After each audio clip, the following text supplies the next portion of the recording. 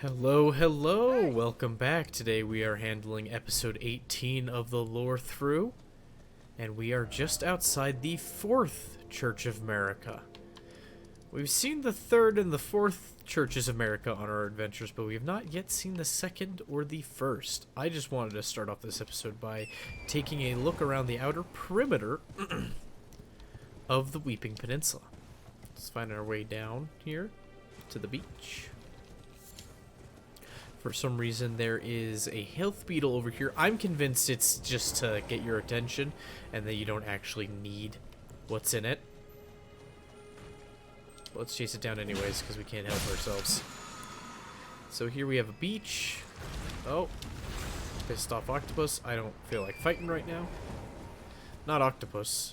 They don't give very good rewards. See that golden rune? Pitiful. Miserable. We see these ruins here. Makes me think of a grand highway that may have even stretched over the Gulf of the Ocean. Who knows? Over there we have the little Dragon Communion Isle, where we saw that dragon I've described in previous episodes as seeming a little more swan-like. And there are loads of birds on this beach, and they're dumb. They're the dumbest birds ever. They are birds running insect hardware. There's nothing in their little heads. Or I could just call them bird-brained, but I've met a handful of smart birds. Or maybe I just consider them smart given my own aptitude. But if you ever need flight pinions, or the toad feet, the 4-toed feet that these suckers drop, 4-toed foul foot, for any items you're making, here's a great place for them. So, I don't think I can make anything with them just yet. Oh, we can make gold pickled foulfoot, gold fireflies, row fruit, 4-toed foulfoots, and I'll show you where you can farm those golden fireflies in a bit. But we come across here and we see there's all these shambling bodies, and there's wrecked parts of boats here. There's wood and boughs, partially made boats. Last time, maybe the time before that, we read the description of the anchor, and it talked about how one of the boats was left behind when Lord Godfrey took the Tarnished with him and left the lands between. So it makes me wonder if at one point this was a pier. Maybe the landmass was a little higher, maybe the highway went up to it, I don't know. Maybe the highway would lead down to a pier here. But we just see all these boat parts, and it's a lot of boat parts. Like, most of this part of the beach is just covered in boat parts. Just a good old smattering, and there's all these bodies washed up, and given that death doesn't seem to function correctly in the lands between, makes me wonder if these were people who just manned the pier, or if maybe these were some of the Tarnished. Or people traveling with the Tarnished with Lord Godfrey when he was hounded from the lands between.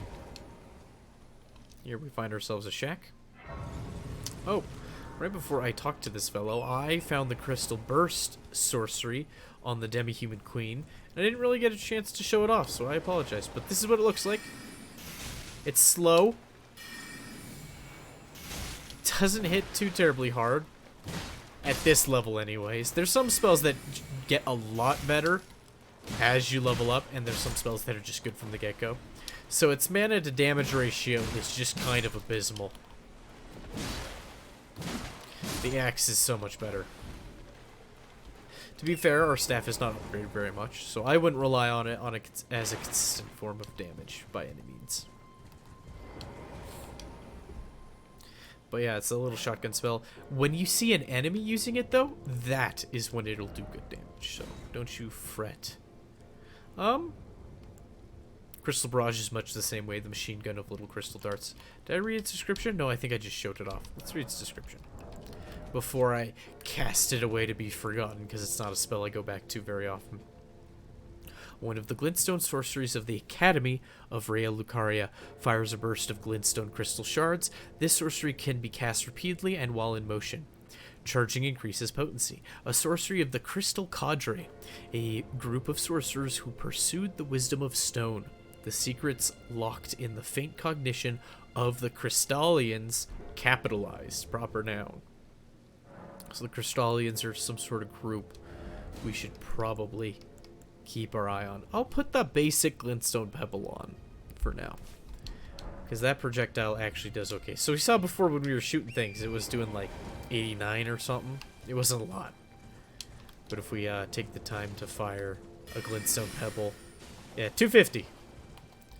Maybe it's because he's unaware. Let's shoot at a guy who might be aware. 201. 249. Yeah, so 201 when they are not alert. Those guys have terrible perception. Kind of funny. I'm shooting one right next to the other and none of them are noticing. So I guess that's also a little mechanic. If you hit something unaware, you get a little damage bonus. So here we find a merchant, and unlike the others, his face is covered with a banner. He's wearing bright yellow. His mule, I think it's a mule, some sort of, his mount is outside. Well, it's been an age since I've seen a customer. How can I help here at the end of the earth? Oh, I'm sure you could help us somehow. First off, lantern, fantastic. Very good. It does the same thing as the spell I have, but it's free and you hang it at your hip. It's not as bright as the Starlight spell, but definitely worthwhile. He has a festering bloody finger, 5 of them, 1,000 runes each. So if you use this item, it attempts an invasion of another player's world. If successful, you arrive as an invader, a bloody finger, with the objective of defeating the host of fingers in that world. So when we fought Bloody Finger Neris, he was using something like this. This furled finger is blackened with blood congestion. It seems to have been chopped off rather unceremoniously. Gross, why is he holding that? More of these level 2 smithing stones. We'll grab those. We'll grab the stone sword keys. They're cheaper here than from patches. A lost ashes of war. Empty ashes of war, devoid of any memories of battle, unable to apply any kind of affinity in their current state, but can be used by smithing master Huig of the Round Table Hold, who we've not met, to recreate other ashes. Thus does the copy pass into becoming the genuine article. So we learned from Bernal that momentous events leave memories behind, and these memories act as almost like a substance that you can apply to your weapon permanently. Or you can remove it. It's not that permanent. It's like a slottable. And it gives you that special ability. So grab that. And we'll grab the Zweihander. And his Wandering Mausoleum note. Have a safe. So we just bought out a lot of his stock. I love the Zweihander. I would probably need to lighten my load a little bit to be able to wield it. But I like this Zweihander a lot. It's a very good weapon. It's a colossal sword. The first colossal sword that we found. We found the Golem Halberd, which was another colossal weapon, but it wasn't a sword specifically. So it's got these long sweeping attacks. It has lunges. The crouch has a poke that comes out really fast. This is very popular in PvP because you got range and you hit hard, stumbles things. One-handed swings, and even one-handed it still has the lunge. It doesn't really have any lore that I know about. Just about the largest sword a mere man is capable of swinging, which is not fair. Real Zweihanders were not as grossly heavy. You would not swing them like this, like they weighed 80, 90 pounds or something silly like that. In fact, your Zweihanders would probably be a touch smaller than this, but they would rarely weigh more than 10 pounds. And that's like the heavier end of swords, weighing more than 10 pounds. You have to swing the thing. You have to swing it repeatedly. They don't make them that heavy. It's not a maul. And even then, like, a good maul would be like a 10-pound sledge. Like, that's a good thing to bop somebody with. That's adequate. Right? Some about fantasy weapons are like, oh, what if my weapon weighed 300 million billion pounds? That would hurt anybody. It hurts my sensibilities is what it does. I still like it. Zweihander's good, and in terms of game sense, this is a very good weapon. Very fun, and I don't blame them for bringing the fantastical element of, oh, what if the sword was really big? Because, I mean, swords are cool. Swords would be cooler if they were really big, right? I don't blame them. Okay, what were we using just a moment ago? I think I had the axe out. And... oh, what else did we just get from him? The note! Haha, I remembered. Alright. Yeah, it's got his smattering of colors and feathers on it, see? So he has green, Red, blue, white, maybe even a black one in there. And then his face colorings, right? So if we go to our inventory, take a look at the note, it has the same colorings as his face, cloth, and a lot of his feathers, right? To stop the mausoleum stride, you'll need to clean up around its feet first. Well, there's our mausoleum. Let's get to it. And I think I've actually dawdled enough. No, I lied. There is a time of night where mausoleums quiet down. It's like 22 minutes in the middle of the night. And the night and day cycle, I believe, is an hour each in this game. So it actually takes a little bit of in-game time to actually get there. But here we have it. And it wants us to clean up around its feet. If we get closer, we see these white clumps. They look kind of like barnacles, but when you get closer, they're just a bunch of skulls. So we're going to use Gravitas because it has this big ol' AoE. We're going to get away from that foot. And it makes it a lot easier to knock all this stuff down. Also, if you want to farm the wandering mausoleum soldiers all over the place before you knock it down, I think they might disappear for good in this location once you've knocked down the mausoleum. So if you need a brass shield, need a lured sword, straight sword, or want their armor's very good. It has the highest poise of any of the other surcoats. Oh, it's coming down. There we are. Very nice. So let's see what this mausoleum of the soulless demigod is all about. And I believe it'll stay like this. Oh, those are the steepest darn stairs I've ever did see. Look at these things. We climb on it hands and feet. It might have been a better set of stairs at one point in time before it was uprooted. Interesting that they cascaded like that. And we have not seen anything quite like this architecturally. But we do see those spires up there. Actually, maybe we would have seen one thing like this. I wish I could go back to the Chapel of Anticipation, but I believe there might have been spires just like that one up there. On the edges of the arena at the Chapel of Anticipation where we fought the Grafted Sign. But we see these trim markings here, made out of a lighter, kind of a turquoise color compared to the rest of the stone. At least a more vibrant color.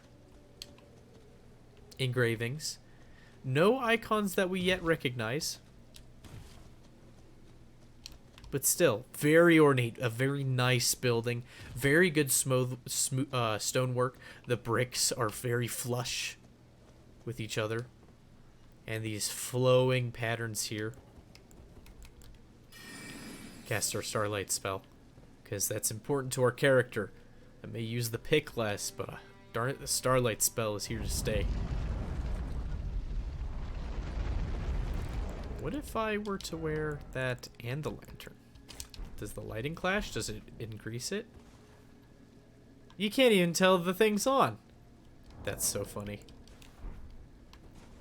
Okay, so now we have more of those sword saint statues that we saw over by the Saints Bridge. So we can refer to these as the sword saints for now. We have these chests. They look like flowery crests in the walls here. So terribly ornate, right? And a chandelier, a very nice looking chandelier, right? But it's from whatever era has those sword saint statues whenever this was built. And here we have a demigod body. If this is the soulless demigod like the ghost told us about. It's missing his head. Seems to be a statue. Or he could be a statue, but I don't know. Caved in chest like that. This could actually be the body. It's hard to say what happens to a body when it loses, or if it's soulless, right? Who knows what the rules are of this world. But let's examine the remains. So that leads me to believe it's not a statue. With the Remembrance Duplication menu, you can duplicate remembrances you've previously acquired. This includes remembrances from which you've already drawn out power. Duplication can only be performed once per mausoleum. So that's the in-game mechanic. So if we ever find anything called a remembrance, we can seemingly duplicate it here. Another mystery to be put into our corkboard of mysteries and conspiracies. Alright. So it seems that some of the mausoleum soldiers have disappeared. Not all, though. It looks like the ones on the hill have remained. Very nice of them. But I fell off the cliff over here last episode while I was reading an item description, but this is the cave we'll be doing now. The Tombswort Cave. Here we are. And we'll rest here, because I want my mana back. There may not be a whole lot of lore here, but I'm going to clear it regardless. If this is the dungeon I think it is, this is a pretty miserable dungeon. So much so I'm just going to slap these on the bar. Here we have these mushroom men. Humanoid, golden spears. Just absolutely rotting. And their friends shoot poison bolts.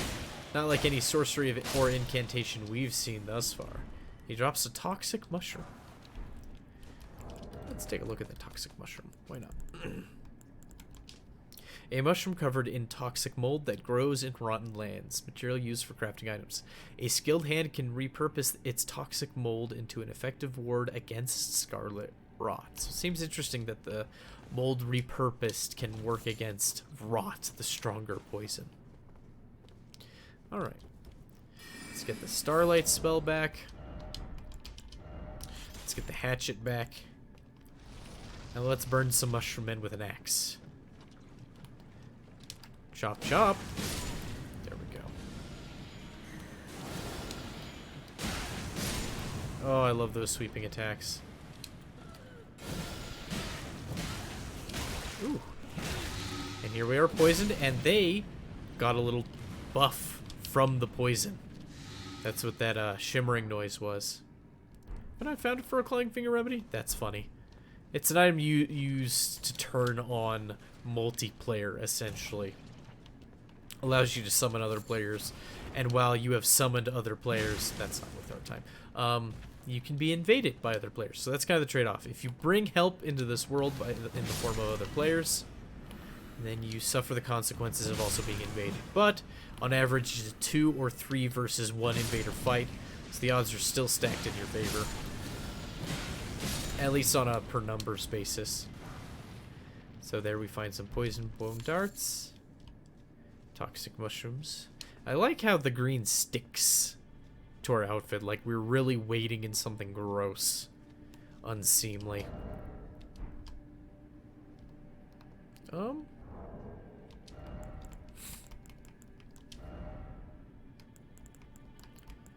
Let's bring the gang. I like the gang. Oh, this is a very small boss arena.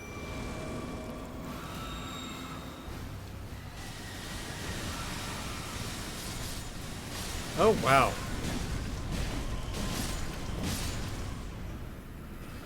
The forces were just decimated. Oh. I wanted to get a critical hit on the flower.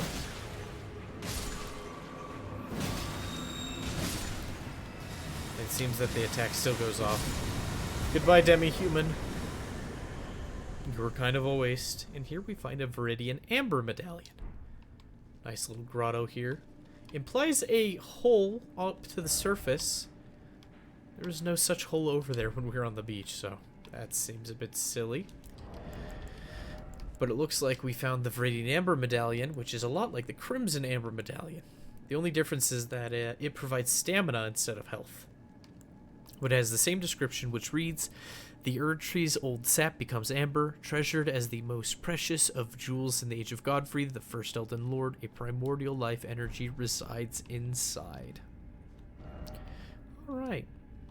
We still have like 10 minutes left of this episode. Didn't want to quite start Castle Morn because it's going to be a little longer than 10 minutes. I don't know what I sat down. Ignore that.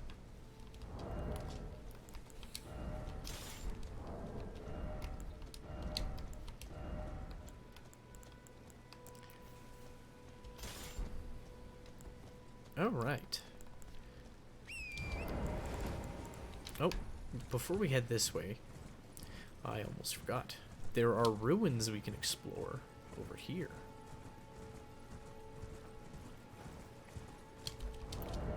Yeah. Yeah. Ooh. Not so, yeah. Okay. Do I have the item? I do not have the item. That's okay. We will hope. But here we have these marionette-looking fellows. They have 4 arms, they're made of wood, and they can really freak out.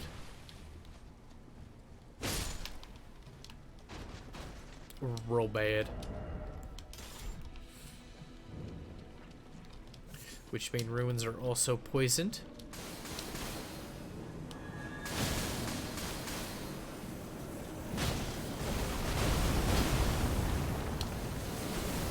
We have this horrible ball filled with faces.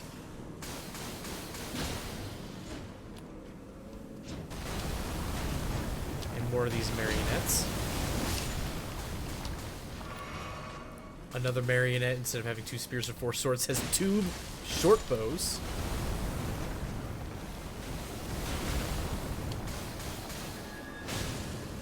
Do the elemental attacks. Those seem to do really well. There we go. Ouch. But interesting that it is the Bane of Witches is the name of this ruin. So let's see what's in the cellar. Since we learned that a lot of ruins like this have a cellar, we gotta look in these. Wait a minute. Hold up. Something ain't right. They have these horrible heaped bodies. Some stalks. An ambush shard sorcery. Let's take a look at that, even though it doesn't seem that pressing. One of the night sorceries of Celia. Town of Sorcery. Okay, so we've heard of a place called the Academy, and now we have the Town of Sorcery. Launches a projectile from a distance removed from the caster so as to strike the enemy from behind. This sorcery can be cast repeatedly. This is the Celian sorcerers were assassins, and it is said that they often hunted their fellows. So this is an interesting sorcery because it's one of the sorceries that's very much influenced by the Arrow's Reach Talisman, and you can snipe with it. You can snipe people behind walls as long as you can lock onto them. Very helpful. I've used it to kill invaders before who were too focused on operating a great bow or a jar or a ballista, hand ballista, and I've been able to kill them with that shard from a safe distance.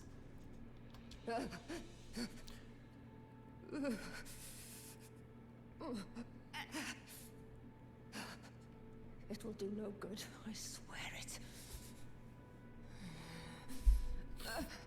And yet you persist. You frothing degenerates.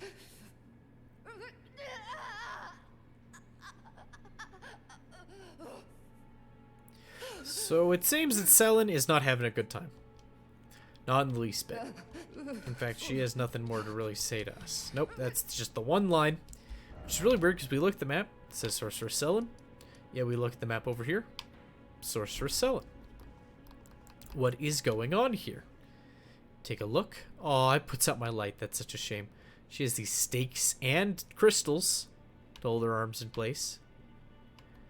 A very different kind of way to contain someone as opposed to these cages or the stalks or chains. And she doesn't seem to know who we are. She just calls us a frothing degenerate in a royal sense, whoever we are with or working for. And if we take the time to head back to Selin, the first one we met, or the first time we met her, rather. Weird. Very weird. She seems fine now. There you are, my apprentice. Shall we commence the lesson? Nothing is wrong in the world, but we have seen a ghost. No new dialogue even. Very bizarre. And that's a mystery that won't be unfolded for quite some time, unfortunately. And there's not much to be said about it. There wasn't a lot of lore to pull from it. There was a little bit of info on the sorcery we found, but context clues were few. But something's weird. Something is very wrong.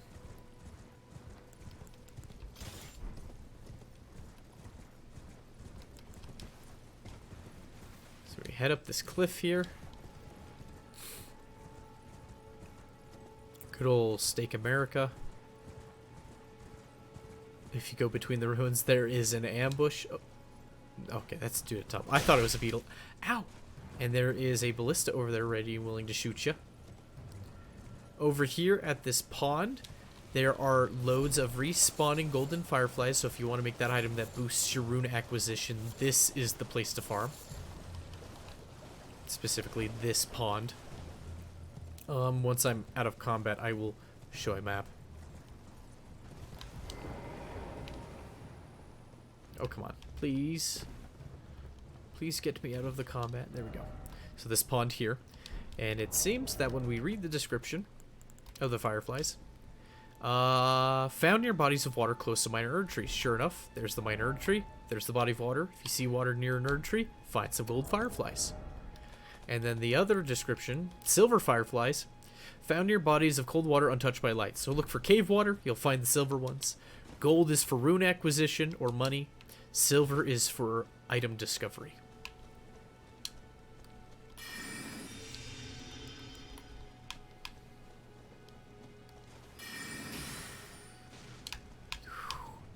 Damage ain't so bad. Alright, yeah, buff yourself. Do it. Come on, come on. Oh, come on. Ooh, too fast. Give me another go, though. Come on. Gotta look cool. Ah, come on. I can do this.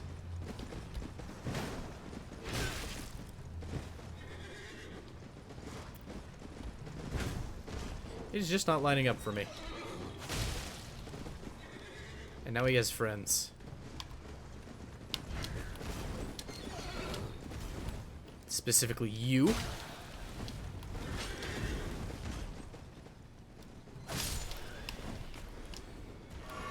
Come on. There we go. And let's end his life. Miserable as it is. Sorry, I didn't mean to get so loud. I just got excited. Hopefully that doesn't sound too awful on the microphone. Need to not raise my voice. Not that much anyways. I feel like I've been doing a pretty good job being fairly close to the microphone. No more than 8-10 inches away. So close. That other guy took my bone dart.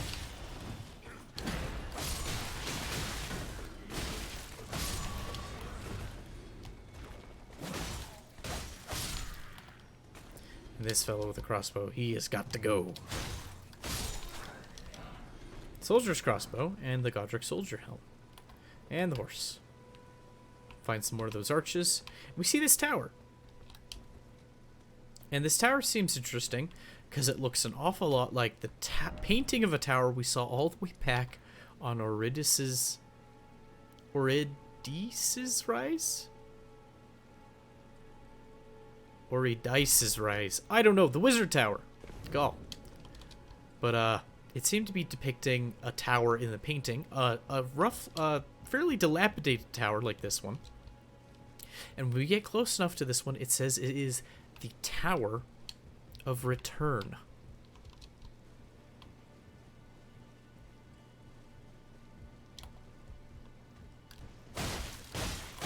Here's the man who shot us earlier. And he has a treasure chest at us. So let's see what our treasure is. Ensnared in a transporter trap. Oh no.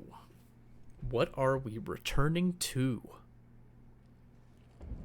Leyndell, royal capital. Oh boy. Oh boy. If we zoom out on the map, we are very, very far away from home. And here we have the Erd Tree. And much like its descriptions of its saplings and itself, it has that golden outer shell. Let's put on the Arrow's Reach talisman and take a look here. There we see a door. Maybe a door. Looks like a giant relief. And they have golden shingles. These people can afford golden shingles. And the tree is absolutely massive. It is huge, right? Beyond reason. Here we have some, another, looks like an Erd tree icon above this fancy cathedral-looking door. Very nice building. We have roots, huge roots growing over the buildings. And that architecture, which seems Roman-esque, is very different from this almost Norman-style castle that we find ourselves on. So the architectural difference, even within eyeshot, is just glaring, right? Here we have another Colosseum, much like the one that we saw all the way back at Limgrave, right? There we see another one of those gladiatory fellows. I don't think I meant to zoom in on it. The textures look pretty bad at this distance. They're just not fully loaded in. Still, there's another one of those gladiators in a body. I thought there was another gladiator on that hill. Some people chilling over there. You see more of those tree reliefs on the outside, though they are low texture. The Colosseum even seems to be its own era, apart from the other two. Though, if I were to guess, it seems a little closer to the Roman than the Norman architecture that we see here. Over here, don't worry, I wasn't going to miss it. We have a massive dragon. And the interesting thing is that we see two wings here, but they're both on the right side of its body. It has two right wings. Makes me wonder if it has two left wings. Do these ancient dragons, as opposed to the modern dragons, have four wings? Is that the biggest distinction? While the modern dragons have one set of wings that are also their front limbs. Because look, he has front limbs and lower limbs. In fact, he is absolutely huge. Just disgustingly large. But he's shaped very much like that much smaller dragon we saw in the Church of Dragon Communion. We see some golden soldiers. He's got the parse in there, it looks like. He's got a sideways mohawk, probably in the shape of the Erd tree. Some more soldiers down here. I know I'm going a little long for this part, but this is quite the piece of eye candy. This is just so much for us to look at. So many details, right? And there we have a huge chasm. A wall that doesn't seem to connect to anything. It even has turrets, though, as if they expected us to use it. Maybe we aren't supposed to be looking over here. There we have something. Something indeed. Oh, I can't even look at it with the spyglass. Not really at this angle. Let's move over a little bit. Oh, it's still too steep of an angle. This is risky business that I'm up to, but I do it for you, the viewer. That wing is just huge. Look at it. Okay, is this better? That still seems a little far. Oh, I did this to myself. Figures. That's one way to try to sneak into the lower part of Leyndell. Not a way that works, but... Oh good, it puts us right here. Oh no, it changed the time of day. The lighting is worse. Oh well. But yeah, there seems to be something down there guarding an item. It's got two spiky wheels for arms. Hard to see. Over here, we have this huge wall. There's even another wall out there. We have two walls. And some land. And cliffs. Possibly mountains high above. Hard to say what all those are. Certainly strange looking structures, though. We have this chasm between our little city and that first inner wall. And then there's another outer wall even farther out. It's actively raining these gold leaves from the Erd tree, I presume. Oh no! Is that our shadow? Oh, it disappeared. That's our shadow on the wall there. That doesn't look so great. That's funny, though. Yeah, you can even see her little cloak flutter. That's really funny. Yeah, that's probably not... Oh, it even shows through the brickwork, even worse. With the turrets. Come here, we see some more sword saint statues. But this bridge seems a little different. So first there's this Norman-style architecture that we saw in the nearby castle. We see the Roman-style architecture off in the distance for most of Leyndell. And then we get on this bridge, and it changes a bit, right? So another architectural style. There's a wrecked Sword Saint statue here. I really don't mean to go on for too much longer, but there's just so much to look at here. And we don't know what the pieces all mean yet, but we have far more pieces now. We have a lot of more pieces that we get just from this little sneak peek. I think this sneak peek is excellent. When I first came here, I was really confused on my first playthrough. And just there was so much. There's just lines of these saint statues. Some of them are holding books now. So it's a bit of iconography that's replaced. There's these narrow trees. So it seems that we've seen two types of tree pictures. These narrow ones on the older, or on the old Saint and Bridge, or Saint Tree. Sorry. The Saint's Bridge with the Sword Saint statues. They seem to have these reliefs kind of like the Chapel of Anticipation. Right? And then over on the chapel we saw over there, they have the more broad-looking tree. And that broad-looking tree looks a lot like our Erd tree. And we know that the Erd tree seems to be grafted into the roots of the great tree. So it makes me wonder if these narrow trees are that great tree. Because honestly, look at it. It looks like it's a veneer. And maybe that wood beneath, maybe that was the great tree at one point in time. Is the Erd tree just the exterior? Because that looks like real wood. And then there's this golden wood. So weird. And it looks marred.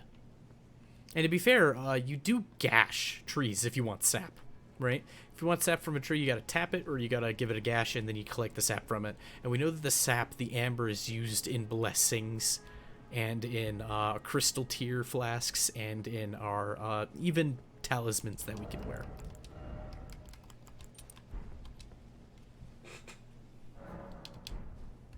Alright, what's our big weapon of choice?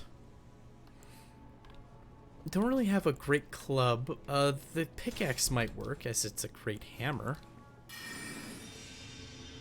We'll give this a go. See if I regret it. Oh, this guy is way too strong. Oh, but that worked really well.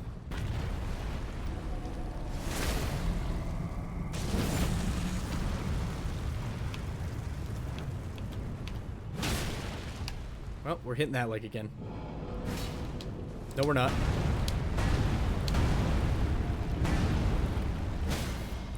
There we go. If we can pace this just right, we might be able to do this. Kill this massive fellow.